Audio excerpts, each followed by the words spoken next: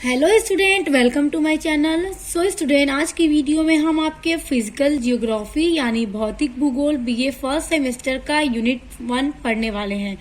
तो यूनिट 1 हम आपका स्टार्ट कर चुके हैं और देखिए आपका यूनिट 1 है भौतिक भूगोल की प्रकृति और दायरा, ब्रह्मांड की उत्पत्ति, सौरमंडल और पृथ्वी, समय, पैमाना, पृथ्वी का आंतरिक भाग।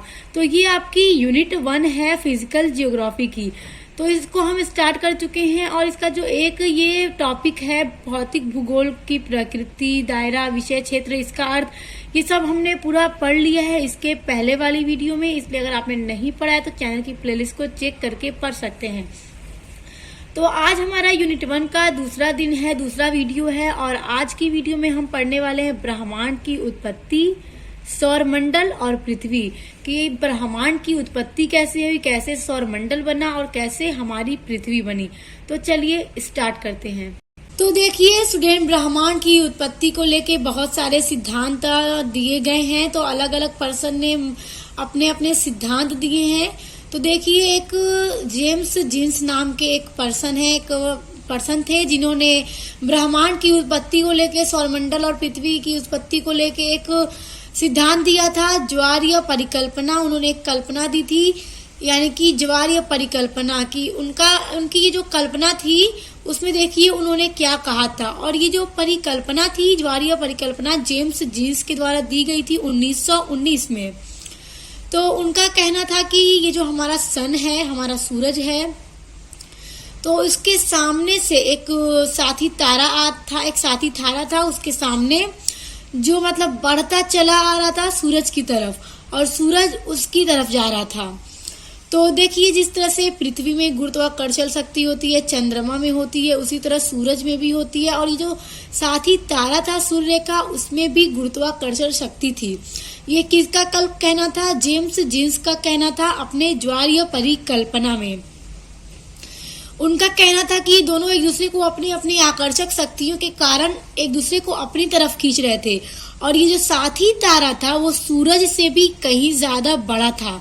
तो जब जो चीज ज्यादा बड़ी होती है उसमें उतनी ज्यादा पावर होती है। तो अब सूरज से बड़ा था साथी तारा, देखिए तारा, तो इसके पास ज्यादा पावर थी। तो ये जब इसको खींच रहा था अपनी ओर और ये भी खींच रहा था, तो पावर इसमें ज्यादा थी, इसलिए ये खींचा गया इसकी तरफ। तो इसका जो ये शुरू का भाग था सूरज का, इतना भाग ये खींच के इसकी तरफ चला गया, यानी ये सूरज से, सन से अलग हो गया। तो देखिए जब भी कोई चीज इस तरह से हो, इस शेप में, इतना अगर काट के हम अलग कर दें तो उसका शेप क्या होगा? कुछ इस तरह से हो जाएगा। देखिए इसी तरह से ये इस तरह से निकला यहाँ से और निकल के इस तरह हो गया। तो फिर यही जो था जब सूरज से निकलकर अलग हो गया, तो जब ये सूरज से अलग हो गया तो फिर इसका विस्फोट हो गया, ये फट गया और इससे ग्रह और उपग्रहों की उत्पत्ति हो गई। यानी कि ये जो हिस्सा सूरज से निकल के अलग हो गया था तो उसी में ग्रह बन गए, जैसे बुध, शुक्र, पृथ्वी, जैसे जितने भी 8 ग्रह हैं सब बन गए। तो ये किसका कहना था? ये जेम्स जीन्स का कहना था अपनी ज्वारीय परिकल्पना में कि साथी तारा जो सूरज को अपनी ओर आकर्षित करता है और उसका आगे का हिस्सा टूट करके अलग हो जाता है और फिर उसमें से बनते हैं मतलब कि ग्रह, उपग्रह, जैसे चंद्रमा है, पृथ्वी और जितने भी सौरमंडल के ग्रह है। इस तरह से पूरे सौरमंडल का, पूरे ब्रह्मांड की उत्पत्ति हो जाती है। तो तब 1919 में यही परिकल्पना मानी जा रही थी, इसी को मान्यता प्राप्त थी।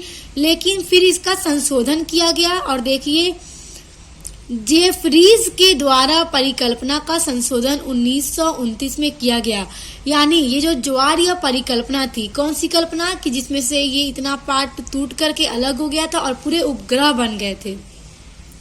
तो जो जेफरीज थे ये भी एक पर्सन थे, इन्होंने इस परिकल्पना को संशोधन किया, यानी इसमें कुछ कुछ चेंज बताया कि आखिर ऐसा कैसे हो सकता है। तो देखिए स्टूडेंट, इसमें बहुत सारे क्वेश्चन सामने उठे, प्रश्न उठे कि आखिर कैसे ये तारा इसको अपनी तरफ खींच रहा था। जब तारा इसको खींच रहा था तो फिर वो इसकी तरफ रिटर्न क्यों नहीं हुआ, ये क्यों मतलब टूटकर अलग हो गया। और इसके अलावा और भी प्रश्न उठे, जैसे कि साथी तारा कहाँ चला गया, यानी कि तारा जब सूरज की तरफ आ रहा था तो आखिर फिर ये कहाँ चला गया। मतलब ये आ रहा था तो इसमें दोनों में टकराव होना चाहिए था। आखिर ये इसको मतलब खींच के इतना अलग हो गया और सौरमंडल का विकास हो गया, उत्पत्ति हो गई, तो आखिर ये कहाँ चला गया। तो मतलब इनकी परिकल्पना से, ज्वारीय परिकल्पना से इनका यही कहना था कि ये तारा फिर सूरज से किनारे से ऐसे होके चला जाता है, दूसरी तरफ चला जाता है। तो इसीलिए जेफरीज के द्वारा इस परिकल्पना का संशोधन किया गया, इसमें थोड़े से चेंजेस किए गए।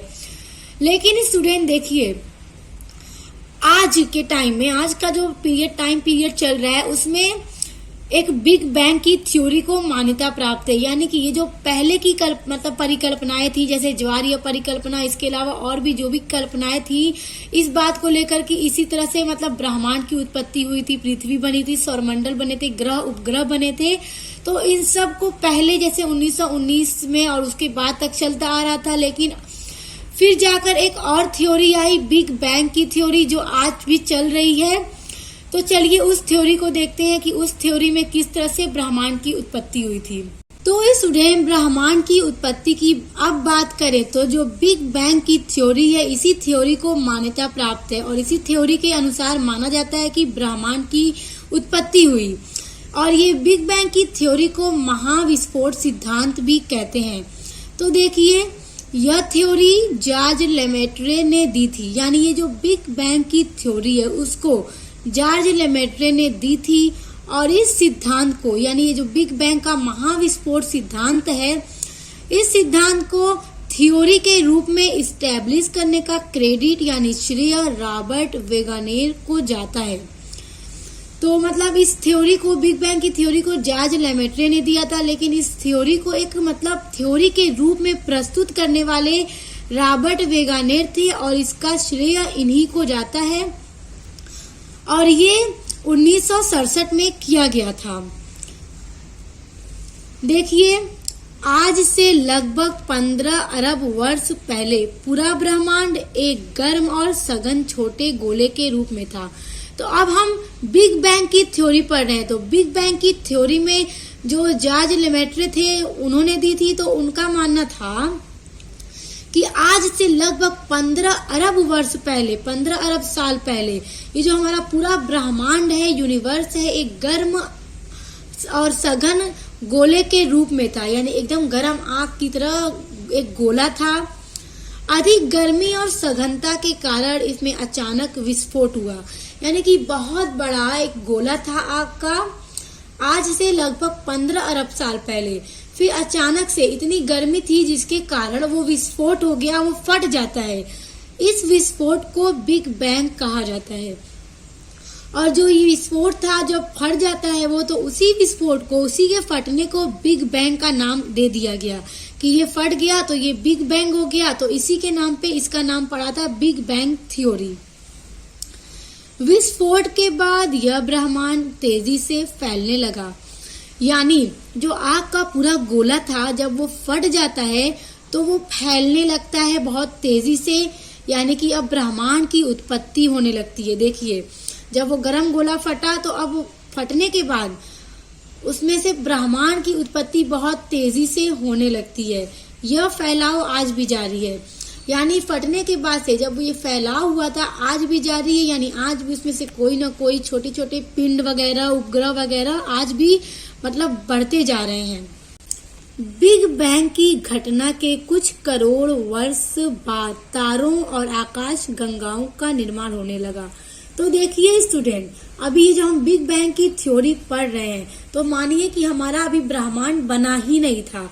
जब आग का गोला विस्फोट होता है, फट जाता है, तब ब्रह्मांड की उत्पत्ति होना शुरू हो जाती है। बिग बैंग की घटना के बाद, यानी जब महाविस्फोट हुआ था, उसके घटना के कुछ करोड़ यानी बहुत करोड़ साल बाद तारों का और आकाश गंगाओं का निर्माण होने लगा। यानी जब वो फटता है, टुकड़ों में बट जाता है, धीरे धीरे टुकड़ों में बढ़ता जाता है, तो हजारों तारे, आकाश गंगाओं का निर्माण होने लगता है। आकाश गंगा का निर्माण हाइड्रोजन, हीलियम गैसों तथा धूल कणों से बने विशाल बादल के इकट्ठा होने से हुआ है। तो जो आकाश गंगाओं का निर्माण हुआ है स्टूडेंट, वो हाइड्रोजन और हीलियम गैसों तथा बहुत सी धूल कणों के विशाल बादल के इकट्ठा होने से बना है। ये क्या बना है? आकाश गंगा बना है। आकाश गंगा को बनाने वाले बादलों को निहारिका कहते हैं। यानी स्टूडेंट, जब हीलियम, हाइड्रोजन और धूल कणों और बादलों के मिलकर बनने से, इकट्ठा होने से आकाश गंगा का निर्माण हुआ था, तारों का निर्माण हुआ था, तो जो उसमें बादल इकट्ठा हुए थे आकाश गंगा को बनाने में, तो उन बादलों को निहारिका कहते हैं। तो ये क्वेश्चन एग्जाम में आ सकता है स्टूडेंट शॉर्ट में कि आकाश गंगा को बनाने वाले बादलों को क्या कहते हैं, तो आपको पता होना चाहिए कि उसे निहारिका कहते हैं। गुरुत्वाकर्षण के प्रभाव के कारण गैसीय पिंड बने जिससे तारों का निर्माण प्रारंभ हुआ। अब ये जो गुरुत्वाकर्षण था, यानी गुरुत्वाकर्षण की जो शक्ति थी, बल था, उसके प्रभाव से, उसके इफेक्ट पड़ने के कारण गैसीय पिंड बने। जैसे आकाश में, ब्रह्मांड में बहुत सारे गैसीय पिंड हैं, उपग्रह हैं, ग्रह हैं, तारे हैं। तारों में से हमारा सूर्य भी एक तारा है जो सबसे बड़ा है। उससे बड़े बड़े भी तारे हैं स्टूडेंट, यानी कि सूर्य से बड़े बड़े भी तारे हैं आकाश में, लेकिन वो हमें छोटे दिखाई देते हैं। अब छोटे क्यों दिखाई देते हैं? क्योंकि वो तारे हमारे पृथ्वी से बहुत दूरी पर हैं, और जो सूर्य है वो हमारे पृथ्वी के नजदीक है। इस वजह से हमें तारों से बड़ा दिखाई देता है। तो देखिए, तारों का भी निर्माण होना प्रारंभ हुआ, यानी कि आकाश गंगा बने, फिर तारे बने, सूरज बना। हमारा सूर्य अपनी आकाश गंगा में लगभग 100 अरब तारों में से एक तारा है। यानी हमारे ब्रह्मांड में जो आकाश गंगा है उसमें हजारों, करोड़ों, अरबों तारे हैं। उन तारों में से हमारा सूरज भी एक तारा ही है। फिर सौर मंडल की उत्पत्ति हुई। देखिए, जब तारे बने, ग्रह बने, उपग्रह बने, तो सौर मंडल की उत्पत्ति हुई। उसके बाद ग्रह, उपग्रह का निर्माण हुआ। जब उपग्रह और ग्रहों का निर्माण हुआ तो सब मिलके हो गया सौर मंडल। और फिर हमारी पृथ्वी बनी, जिस पृथ्वी पे आज हम रह रहे हैं। तो देखिए स्टूडेंट, किस तरह से निर्माण हुआ। आग का गोला था जो फट जाता है, फटता है जब तो टुकड़ों में बढ़ता है। फिर लाखों करोड़ों साल बाद हीलियम और हाइड्रोजन गैसों के मिलने से तारे बनते हैं, आकाश गंगा बनते हैं, सूरज बनता है, सौर मंडल बनता है, हमारी पृथ्वी बनती है, ग्रह, उपग्रह, आकाशीय पिंड, ये सब कुछ बनते हैं। जो आज हमारा ब्रह्मांड है, हमारी पृथ्वी है, सौर मंडल है, तारे हैं, उपग्रह हैं, सब कुछ आज है स्टूडेंट। इस तरह से हुई है ब्रह्मांड की उत्पत्ति।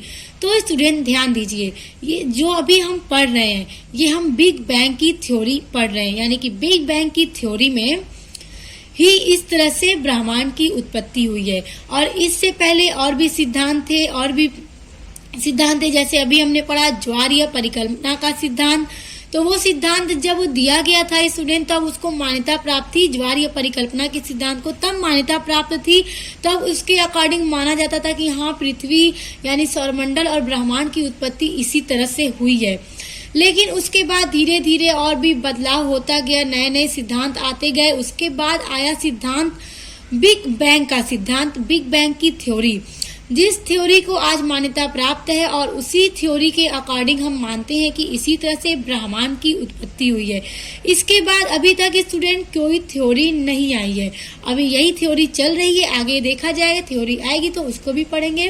तो स्टूडेंट, अब देखिए, आज की वीडियो में हमने पढ़ा ब्रह्मांड की उत्पत्ति कि किस तरह से ब्रह्मांड की उत्पत्ति हुई और कौन कौन से सिद्धांत और थ्योरी थे।